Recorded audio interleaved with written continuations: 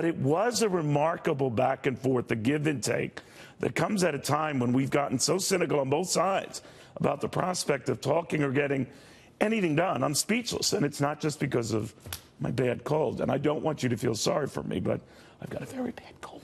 I want to get the read from presidential historian Burt Folsom, the Wall Street Journal's Jillian Melchior, and Red Alert Politics contributor Angela Morabito. Angela, I just am amazed that when we've lambasted the president, and Democrats for that matter, being incapable of talking to each other and totally disinterested in negotiating with each other, we saw quite the opposite. What did you make of it? President Trump just gave all of us a front row seat to watching a businessman at work. We're seeing real progress. We got to watch this famous deal maker hash out an actual deal. No one really does that. I mean, when was the last time we actually got to see the proverbial sausage get made in Washington? I think this is a very positive step that Trump has taken, and one that I hope he'll repeat. Burt Folsom, as an historian, of course, we hear a lot of this stuff goes on behind the scenes and away from the cameras. Ronald Reagan was famous for one-on-ones with Tip O'Neill and the White House resident. I'm sure there was hollering and aggressive give and take on those issues. And I'm not likening those two periods or those two presidents or those two sides then and now. But it was interesting now, wasn't it? Well, it was, especially given the uncivil environment in Washington.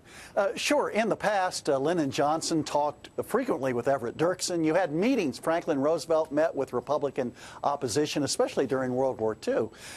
This is common to have those kinds of discussions, but this one is recorded. That's one thing that makes it very, very different. And also, it's at a time when the parties are so polarized that this was a refreshing sign of willingness for the two sides to get together. You know, I've always likened it, Jillian, to we live in an age, it's like professional wrestling. We all have our parts, and we become almost comic book type characters where everyone on the left is clueless and, you know, just inherently evil. The president and everyone around him are bumbling, stumbling, forgetful, can't think in more than 5 or 10 minute increments. And yet we see something like this that belies all that.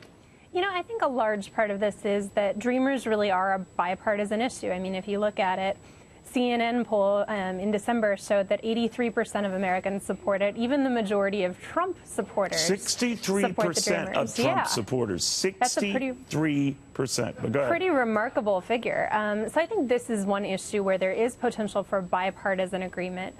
You hit snags, though, when you move on to broader immigration reform. And I don't think this is an issue of getting around the same table discussing. I do think these are real ideological differences that are going to have to be weighed. Some may be a bit more pessimistic on that. And I do say I have to cringe at the idea of bringing back earmarks. That's a shakedown at the taxpayer expense. I know what he meant by that. And, Angela, I think what the president was intimating by going back to earmarks is they were the means of getting deals done. I'll give something to you if you vote for this. And I always said it was a way, a little spending to lead to a lot more spending. And I don't know if that's a good thing. What do you think of that?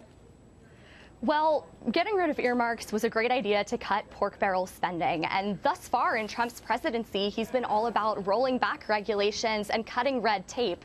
So for him to say, let's bring back earmarks was definitely something that I hope does not pan out. Yeah, I have my concerns about that. I know what he meant, but part of it was a means by which everyone could get together and sort things out. What did you think of that, Professor? You're the historian here. Does that work?